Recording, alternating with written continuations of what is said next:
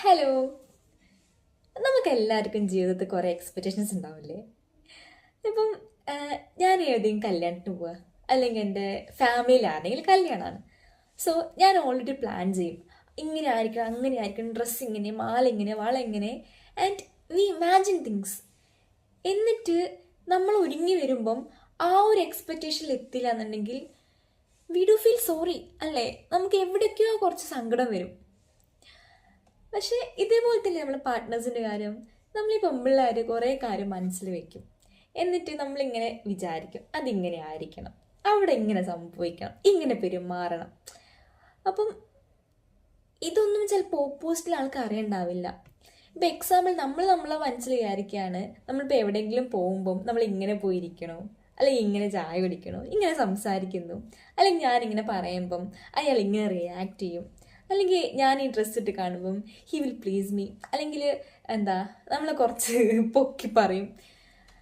ഇതൊക്കെ പറഞ്ഞു കഴിഞ്ഞാൽ ഓരോരുത്തർക്കും ഓരോ ടൈപ്പ് ഓഫ് എക്സ്പെക്റ്റേഷൻസ് ആയിരിക്കും.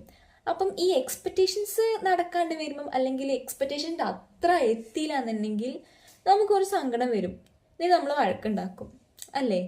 അപ്പോൾ നമ്മൾ ഈ എക്സ്പെക്റ്റേഷനൊന്നും വെക്കാണ്ട് എന്തേലും ആവട്ടെ, വരുന്ന പോലെ ആവട്ടെ എന്നും പറഞ്ഞ് നമ്മുടെ ലൈഫ് അങ്ങനെയും മുന്നോട്ട് പോയി കഴിഞ്ഞാൽ ഇത്ര പ്രശ്നം ഉണ്ടാവോ? കോംപ്ലിക്കേസി കുറയില്ലേ? ഇപ്പം അതേപോലെ തന്നെ ഇപ്പം നമ്മളെ ഫ്രണ്ട്സിൻ്റെ കാര്യം പറയുകയാണെങ്കിൽ തന്നെ പല ആൾക്കാരും നമ്മൾ ക്ലോസ് ആക്കി വെക്കും. മേ ബി നമുക്കായിരിക്കും അവർ ക്ലോസ്, അവർക്ക് നമ്മൾ അവരുടെ ഫ്രണ്ട്സിൽ ഒരാളായിരിക്കും, അവർക്ക് ചിലപ്പോൾ വേറെ ക്ലോസ് ഫ്രണ്ട്സ് ഉണ്ടാവും. അപ്പം നമ്മൾ എന്താ എക്സ്പെക്ട് ചെയ്യുക?